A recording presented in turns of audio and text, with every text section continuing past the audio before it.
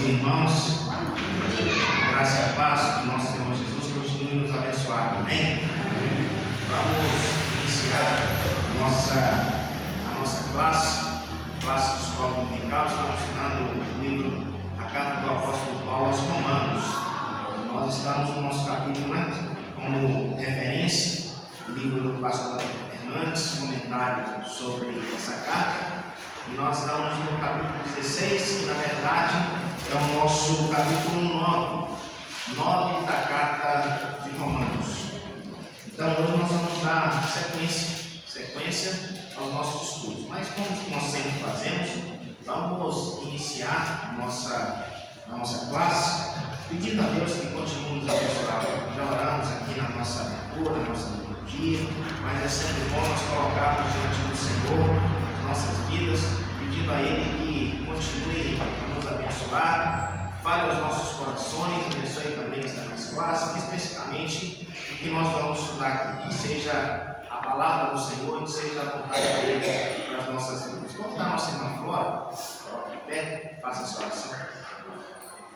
Deus, nosso Pai Santo, nosso Pai amado, como Deus, nós colocamos o Senhor em oração, e nós somos eternamente gratos ao Senhor, Deus, pelo amor.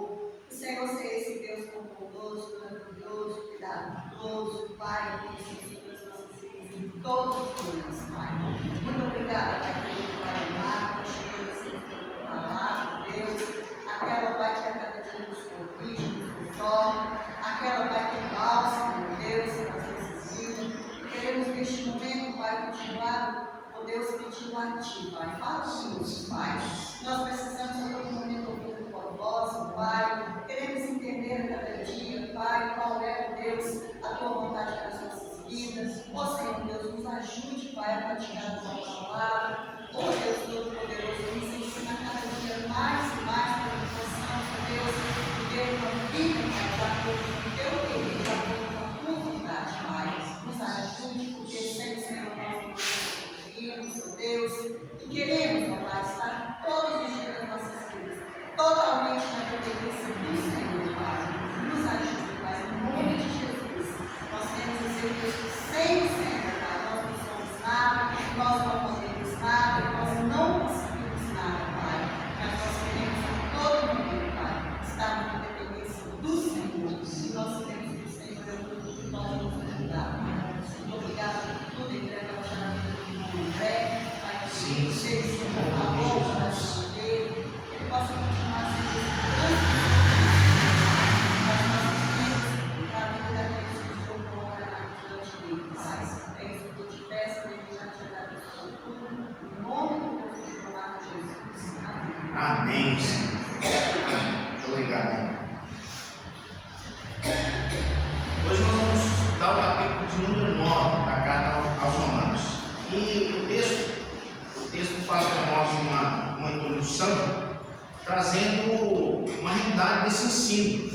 O pastor Hernandes ele faz um adensamento de vários estudos, de vários teólogos, e ele traz aqui um resumo daquilo que a teologia ensina a respeito desse capítulo 9. Na verdade, alguns teólogos, a maioria deles, eles fazem uma junção desses três capítulos, 9, 10 e 11, como se fosse, na verdade, eles tratam de um tema só, e aqui é uma divisão do livro. Nos primeiros 8 capítulos, o apóstolo Paulo ele faz uma razoável teórica, ele fala das coisas teóricas na vida dos judeus, na vida dos gentios, fazendo uma junção daquilo que Deus tem para a vida, tanto de um quanto de outro. E a partir do capítulo 9, ele vai trazer aspectos práticos desse ensino. Então, assim, os teólogos colocam muita importância nesses 3 capítulos, fazem uma junção como sendo um ensino só, capítulo 9, 10 e 11, e traz em forma prática aquilo que o apóstolo já havia ensinado nos 8 primeiros capítulos. Então, sim, é muito importante, Nada que a gente tenha estudado não seja importante, mas aqui é a prática daquilo do ensino ministrado pelo apóstolo Paulo à igreja de Roma e, como nós cremos, as nossas vidas também. E a partir do capítulo 12 vai ser a conclusão disso tudo, né? Até o capítulo 16, a conclusão da teoria quanto da prática. Então o livro é dividido dentro desses preceitos. Então, trazendo a importância dessas próximas 3 aulas que nós vamos ter, capítulo 9, 10 e 11 da carta aos Romanos. Então aqui ele faz uma digressão falando a respeito daquilo que o Evangelho, daquilo que a obra de Jesus Cristo significa tanto na vida dos judeus quanto na vida dos gentios. Ele faz essa relação. E ele começa falando sobre o passado. E quando ele fala do passado, ele fala da salvação, né? Fala da salvação. E no capítulo 10, ele vai falar do presente, a situação, que vai trazer, a salvação vai trazer uma necessidade de ação. Então ele fala isso no capítulo 10. E no capítulo 11 ele vai falar sobre o futuro, as consequências dessa ação, as consequências dessa crença para o futuro, né? A vida eterna com o Senhor Deus. Então, assim, são os 3 capítulos que eles resumem de uma forma geral tudo aquilo que o livro de Romanos representou na vida daquele povo, né? Daquela cidade, aquele estado, a cidade de Roma, e o que representa para nós como cristãos, estudando esse livro e trazendo essas consequências para as nossas vidas hoje, né? O apóstolo Paulo é muito didático, né, naquilo que ele ensina. Então ele começa falando daquilo que a obra do Senhor Jesus Cristo significou na vida dele, em primeiro lugar, e depois na vida dos crentes, daqueles que E a primeira coisa que ele fala, né, é o tema do nosso estudo, ele fala sobre a soberania de Deus na salvação. A soberania de Deus na salvação. Então, uma pergunta que eu me faço, né, e que é importante para o nosso estudo, para o nosso conhecimento, é de quem é a ação na nossa salvação. Então, assim, talvez aqui, né, nesse ambiente que nós estamos, na nossa igreja reformada, calvinista, que segue essa doutrina, para nós seja muito simples de entender, mas existe um ensino, talvez isso nem tenha começado com ele, né, com amigos, mas assim, a grande discussão da teologia, né, reformada é essa, né? Calvinismo versus arminianismo, Calvino versus arminianismo. Então, mas assim, para nós, não simples entender isso, a ação de Deus na nossa salvação. Então, assim, nós como homens pecadores, a gente precisa entender que a salvação ela é obra exclusiva de Deus. O apóstolo Paulo ele vem falando isso desde o início, né? Desde o início do livro, ele vem falando isso, né? Judeus, os gentios, os judeus eles se firmando, né, na lei, né, não na palavra, e ele ministrando a ele através da fé, né, uma salvação agora que não dependia mais de simplesmente de uma herança, e é essa discussão que ele vai trazer dentro desse capítulo, né, dentro desse texto, do capítulo 9, ele vai trazer para a gente essa verdade, a soberania de Deus na salvação. Então a nossa salvação depende, né, como nós sabemos, nós estudamos, exclusivamente da obra de Deus nas nossas vidas. E é isso que o apóstolo Paulo traz aos Romanos, é isso que a palavra de Deus traz a nós, e é isso que nós devemos aprender e compreender de tudo isso, né? O apóstolo Paulo ele traz essa realidade dentro desse texto para o nosso ensino. E ele começa no capítulo 9, externando uma grande tristeza, né? E assim, por que será que a gente imagina que o apóstolo Paulo estivesse triste nesse momento? O apóstolo Paulo ele termina o capítulo 8 em alegria, em êxtase, né? Falando da ação do Espírito Santo no meio do povo de Deus.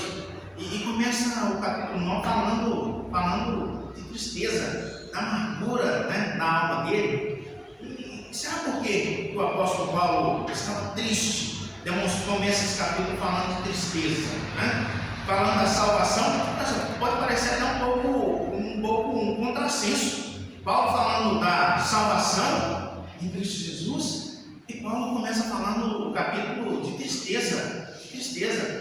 Será por quê? Será que às vezes hoje a gente vê, a gente ouve, né, muita gente ensinando que o crente não pode entristecer? Não é isso que a gente ouve muito hoje? O crente não pode adoecer, né? O crente não pode sofrer.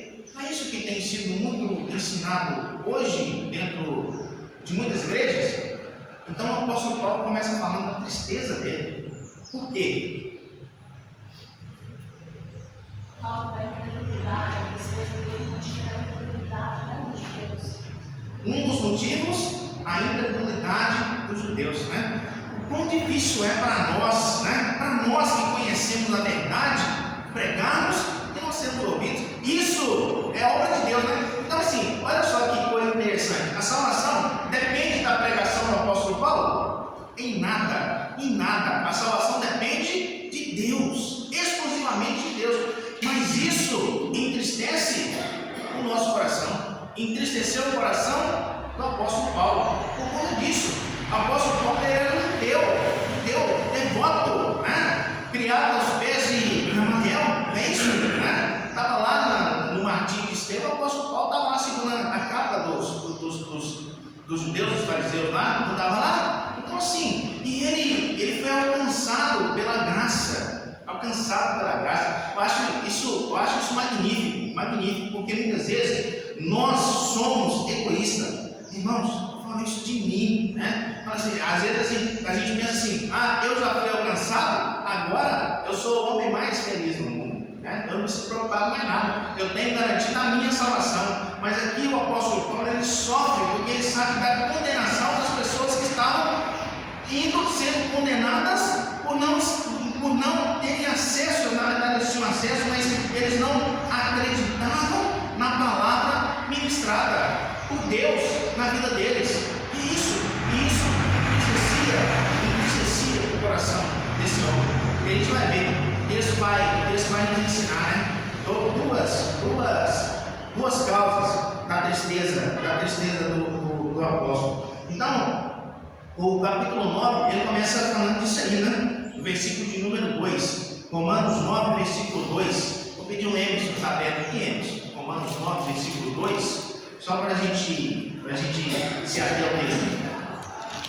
Tenho grande tristeza e incessante dor no coração. Grande tristeza, incessante dor no coração. Então o apóstolo Paulo começa o capítulo falando de tristeza e de dor, né? Ele começa o capítulo falando de tristeza e de dor. Então, a primeira parte da nossa lição vai trazer esse ensino para nós. Quais os motivos da tristeza do apóstolo Paulo? O primeiro motivo é justamente esse que a nossa irmã me trouxe: a incredulidade dos judeus. A incredulidade dos judeus. Um povo que, assim, eu acho que assim, o apóstolo Paulo ele sofreu muito, porque ele tinha conhecimento. Ele tinha conhecimento daquilo que os judeus eles criam, né? Os judeus que esperavam um Salvador, e um Salvador diante deles, e eles não reconheciam. Então aquilo, assim, eu imagino, né? E pelo que nós vemos aqui, né? No versículo 2, fala de tristeza e incessante dor. Então, assim, a gente pode imaginar, né, a situação do apóstolo Paulo diante dessa situação tão clara para eles, tão clara para ele, e as pessoas não conseguiam enxergar. O Salvador, né, prometido lá desde Gênesis, estava diante deles, e eles não conseguiam enxergar. Isso trazia muita dor, muita tristeza ao coração do apóstolo Paulo. Essa incredulidade que entristecia o coração do apóstolo Paulo. E hoje a gente vê isso, né? A gente vive isso, né? Muitas pessoas que conhecem Jesus, mas não creem em Jesus, né? Essa semana, alguém lá, eu acho que foi o Giovanni ou foi o Zé Vicente, que mandou uma mensagem lá no grupo, lá, foi o Zé Vicente, né? Do pastor Nicodemos. Uma pesquisa que ele falando sobre cristão. O que é ser cristão? né? O que é ser cristão? Então, assim, pessoas falam, você é cristão? Sou cristão por quê? Porque eu acredito. Não é pagamento de sustento? Eu acredito. Mas, assim, será que isso é suficiente? É suficiente, né? Saber de Jesus, um Jesus histórico, né? De conhecer esse Jesus e não ter fé suficiente para colocar nele a nossa esperança da salvação. Será que é esse o intuito, né? Da pesquisa, da entrevista? Então, sim, a gente precisa viver isso, né? E o apóstolo Paulo, ele vivia isso. E isso amargurava o coração dele, de conhecer essa verdade, de transmitir essa verdade, e essa verdade não ser recebida como deveria ser pelos compatriotas do apóstolo Paulo nesse contexto. E isso às vezes acontece com a gente, né?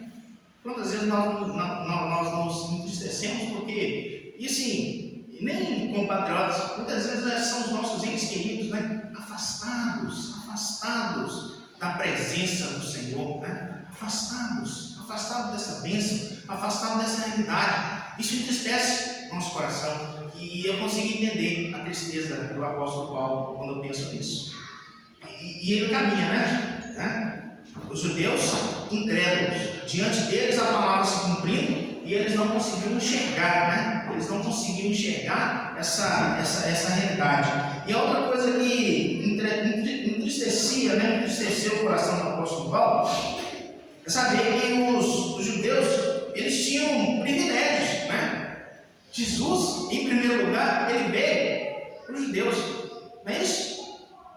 Jesus veio para os judeus, e eles não entenderam, eles não receberam, né? E a partir do versículo, na verdade, versículo 4 e 5, o apóstolo vai falar isso, né? O apóstolo vai falar isso aos judeus. Vamos ler esses versículos? Romanos 9, versículos 4 e 5, que o Ricardo está aberto aqui. Lê para nós, por favor, Ricardo. São israelitas, pertence-lhes a adoção e também a glória, as alianças, a legislação e o culto e as promessas. Deles são os patriarcas, e também deles descanse o Cristo, segundo a carne, o qual é sobre todos, Deus bendito para todos sempre. Amém. Olha só, né? Eu acho interessante esse texto, porque, assim, o privilégio era todo dos judeus, todo deles. Eles, como descendência de Abraão, dos patriarcas, Abraão, Isaac e Jacó, eles como primícias do Senhor na adoção do Senhor Jesus Cristo, né? Eles como filho de Deus, as alianças, todas as alianças feitas com eles lá desde o início, foi feito com eles, né? A partir de Abraão, a lei foi dada a eles, as promessas foram para eles, a descendência de Cristo, segundo a carne, povo deles, e eles desprezaram tudo isso. Na verdade, eles não entenderam. Eu acho interessante que, trazendo isso para a nossa realidade, né? Quanto mais facilidade a gente tem, quanto mais privilégio a gente tem, menos valor a gente dá. Vocês já pensaram nisso? Traz isso para a nossa realidade. Quanto mais privilégio a gente tem, menos valor a gente dá. Quando você, assim, trazendo para uma questão mundana, né? Quando a gente recebe um bem de herança, né? Normalmente a gente não dá muito valor para aquilo, né? Não sabe quanto custou, não sabe do suor, né? Então, assim, hoje tem alguns, né? O movimento que tem sido feito aí entre os milionários é isso, né? De não deixar herança para os filhos, né? Os bilionários lá, os americanos lá, estão fazendo isso aí, né? Todo o dinheiro para instituições de caridade, para causas, estudo, não deixar para o filho, porque muitas vezes isso gera, na maioria das vezes, gera uma acomodação, né? Por que eu vou pensar em estudar, em trabalhar, se já estou com a minha vida garantida, né? Então, assim, gera uma acomodação. Talvez a gente possa ver um pouco disso, na vida dos judeus, senão nós somos descendentes. Como é que o apóstolo começa falando isso aí, a vida deles é essa, nós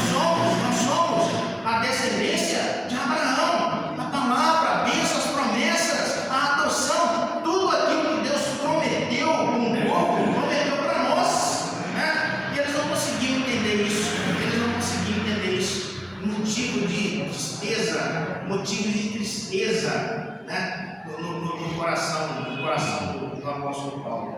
Então, assim, a gente precisa entender isso, né? Às vezes a gente reclama das dificuldades, né, que a gente passa, né? Ah, Deus, mas está tão difícil, né? Parece que as coisas para nós é sempre mais difícil, né? Para a gente que é crente, parece que é mais difícil as coisas, né? Mas na verdade tem que ser assim, né? Tem que ser assim, para a gente poder, muitas vezes, dar valor às nossas conquistas, dar valor às nossas conquistas. Os judeus, eles tinham tudo, né, para exaltar muito mais de todas as outras nações, exaltar o nome do Senhor, os Deus. Eles não conseguiam ver isso diante dos olhos deles, muitas vezes por conta da cegueira, muitas vezes por conta do próprio egoísmo deles em relação aos privilégios que eles tinham, né? Então, assim, né, o privilégio é bom, não estou falando que a vida não é bom, né? Mas a gente tem que superar isso. Eu tenho um conhecido meu, né? Também as histórias, né? Mas na verdade, né? Ele é até primo da Ariane, Juninho Chocolate, né? Minha vai precisar de internet, eu não vou achar, não. Ele é famoso, mas assim, é a história que eu acho interessante. O Juninho, né? Menino bom de bola. Assim, joga no futebol amador lá daquela região lá, assim, R$500 o time hoje, né? Que tá aberto já, assim, hoje ainda joga muita bola. E ele veio jogar bola, veio fazer teste aqui, o menino bom de bola lá no Estúdio Grande, né? Veio fazer teste no Atlético, o Marquinhos, né? E assim, vieram dois meninos dele e um amigo dele, né? Ficaram lá, o Juninho ficou lá uns 2-3 meses, molequinho, né? 15, 16 anos, jogava, tá? Não quis ficar, foi embora para casa. O pai tinha uma condição, era muito boa, mas mais ou menos, falou assim: eu não preciso disso aqui, né? O amigo dele que estava lá junto com ele não tinha essa sorte de ter um pai para bancar, para ajudar, né? Fazer as coisas, ficou, né? Juninho está jogando, né? Amador lá em Fabriciano. O amigo dele, sabe quem é? É o Mancinho, né? Seleção brasileira, Roma, não sei o quê. Assim, né? Depende muito de nós, né? Às vezes, né? A gente não dá valor, né? Ah, eu vou sofrer muito, vou ficar longe do meu pai, vou ficar longe da minha mãe. Assim, mas para colher, tem que plantar, né? Então a gente precisa olhar para isso. E quando eu olho a vida da comunidade judaica, eu vejo isso aí, né? Perdeu uma grande oportunidade de reconhecer diante deles a oportunidade de privilégio que na verdade era deles, né? Ninguém tira isso, o apóstolo Paulo não tira isso deles, o privilégio era deles, mas sim, eles não quiseram, eles não entenderam, né? Então isso entristecia o coração do apóstolo Paulo, né? E ele fala isso, né? Grande tristeza, olha só, grande tristeza, incessante dor. Ele começa falando dessa forma, por esse motivo, né? Por esse motivo. Mas isso não é para nós, né? Nós cremos e nós recebemos, né, a palavra do Senhor. E o texto continua. São 5 temas para a gente estudar. Esse é o primeiro tema, a tristeza do apóstolo. O segundo, ele fala, falando, né, da salvação, da soberania de Deus, ele fala da eleição, a eleição divina, que a palavra de Deus ela não pode falhar, né? Então, assim, se a conduta dos judeus ela fosse certa, correta, a palavra, olha só o dilema que o apóstolo vivia. Se a conduta dos judeus, né, e assim, o apóstolo Paulo era judeu, olha só, se a conduta deles fosse correta, aquilo que ele estava pregando era falso, não era verdade, não havia como compatibilizar as duas condutas, os dois ensinos, as duas verdades, ou é um ou é outro, né? Eu fico vendo, trazendo isso aqui um pouco para a nossa realidade, para a nossa vida, tem muita gente que vive essa qualidade, né? Vive essa qualidade, quer estar na igreja e quer fazer as coisas do mundo, é isso, né? Quer né? Como o Senhor Jesus ensinou, servir as dois senhores, né? Não tem como, né? Então, assim, o apóstolo Paulo vivia essa dificuldade de pregar em si uma palavra que não era aceita pelos irmãos dele, pelos compatriotas, aquele que ele tinha vivido a vida inteira. Isso entristecia e trazia grande dor, né, na vida vida dele. Então, a eleição, né? A palavra de Deus, ela não pode falhar, né? Alguém fala alguma coisa? Falando. Ele começa falando aqui a respeito disso, falando da eleição, que a eleição, ela não é genética. Olha só, né? Começa falando dos israelitas, né? Falando dos privilégios deles, totalmente verdade. E aqui, nessa segunda parte, ele começa falando da eleição, de escolha, né? Não é genérica, ela é o quê? Ela é espiritual. A eleição, a escolha que Deus faz, não é simplesmente porque fazemos ou eles faziam parte de um povo específico, mas é uma escolha espiritual.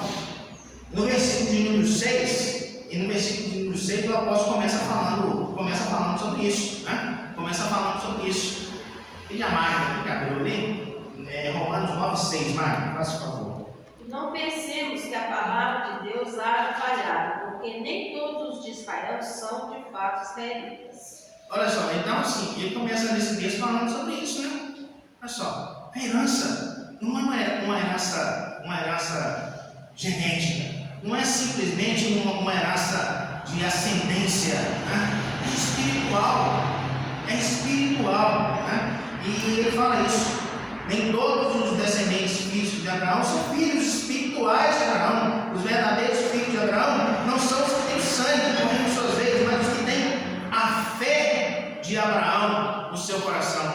Não é simplesmente sangue, é a fé que Abraão teve, a mesma fé. Então, começa falando sobre esse texto. Ele vai trazer essa realidade. E ele continua dentro desse contexto, falando sobre essa escolha incondicional, falando que é uma escolha divina, que não é por mérito, é uma escolha que Deus não faz por mérito. Às vezes a gente fica pensando assim, né? Às vezes eu penso, o que eu fiz para Deus me escolher? Nada, mas na verdade eu não fiz nada. Tudo que eu fiz, né, desagradou a Deus toda a minha vida. Deus ainda assim me escolheu. Sabe por quê? Porque a escolha não depende de mérito nenhum nosso. Não depende de mérito nenhum nosso. Uma coisa que a gente vê nas pessoas hoje, talvez isso não é simplesmente uma ação atual. Isso é da natureza do homem. Aquela questão de se achar melhor que os outros, soberba, prepotência, né? De querer dominar o poder, né? Então muitas vezes a gente vê isso. E assim, nesse ramo jurídico, né, Zé? A gente vê muito isso aí, né? Eu sou advogado, eu sou juiz, eu sou promotor, é nada, é homem, né? E assim, quando a gente começa a conhecer as pessoas, né? A gente não conhece. E muitas vezes nós mesmos colocamos as pessoas no pedestal, né? É mais, né? Nós mesmos. Quando a gente começa a conhecer as pessoas, a gente vê assim, as angústias dessas pessoas. É gente igual a gente, passa pelas mesmas dificuldades nossas, tem dificuldade com o filho, tem dificuldade com o esposo, tem dificuldade no trabalho, tem as mesmas dificuldades que nós temos angústias, né? E alguns se acham, né, melhores que os outros, né? E assim, e aqui o aspecto espiritual. Deus ele vem ensinar isso ao seu povo, os judeus. Fala assim, ó, vocês não são melhores do que ninguém, né? Vocês não são melhores do que ninguém. Isso é interessante quando o Senhor Jesus ele ensinando o povo, ele vê, né, duas pessoas orando, né? Um fariseu, religioso, e vê lá um fulaninho qualquer, publicano, um fulano qualquer, né? Batia no peito e falava assim, não sou digno sequer de levantar minha voz em oração, né? E o Senhor Jesus ele viu isso, né? A verdade, a singeleza no coração e não a soberba, né? Muitas vezes nós somos soberbos, nós achamos melhores do que os outros. Assim, isso aí é para os judeus, não, isso é para nós, isso é para mim, né? Às vezes a gente passa assim e vê as pessoas, esses andarilhos na rua, assim, esse aqui, somos muito melhor que ele, né? A gente não fala, né? A gente pensa, né? Esse aqui não é digno, né? Esse aqui não é digno, né? Eu já contei essa história, né? Muitas vezes eu contei essa história, uma história que me marcou, um testemunho de um padre, né? Um ex-padre que ele falando de uma situação que ele deu um abraço numa prostituta de noite, que o Espírito Santo assim, a primeira coisa que ele pensou foi assim: vai que algum membro da minha igreja passa aqui e me vê abraçado com essa mulher aqui de noite aqui. Era um escândalo do século da igreja, não seria? Né? E a mulher precisava daquele abraço. Foi Deus que mandou, né? Então, assim, a gente precisa dar oportunidade à ação de Deus nas nossas vidas, né? Deixar Deus falar, né? Deixar Deus falar. E assim, hoje, para nós, é tão difícil ouvir a voz de Deus. Sabe por quê? Porque muitas vezes nós queremos fazer, não é a vontade de Deus, nós queremos fazer a nossa, né? E a nossa vontade, ela é dissociada da vontade de Deus, né? Às vezes, né, a palavra, o ministério, traz para nós dor, né? Aqui o apóstolo está falando da tristeza dele na pregação, no seu vida, mas sim, ele se converteu ao cristianismo, trouxe para ele, sabe o que ele foi? Perseguição, né? Trouxe para ele o que? Prisão, trouxe para ele, assim, do ponto de vista material, só prejuízo, não foi? Mas era um homem que se alegrava na pregação do Evangelho, e se entristecia quando as pessoas não ouviam, né? A gente precisa trazer isso para a nossa vida e para a nossa realidade.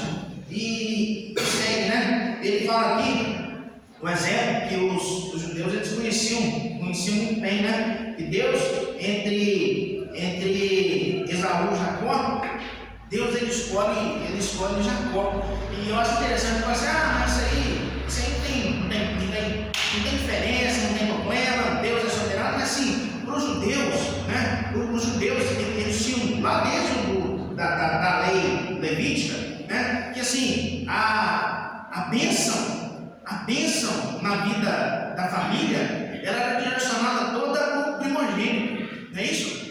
Primogenitura, direito era do mais velho, todos os privilégios eram do mais velho. E Deus, né, expressa Esaú, e Deus escolhe Jacó, né?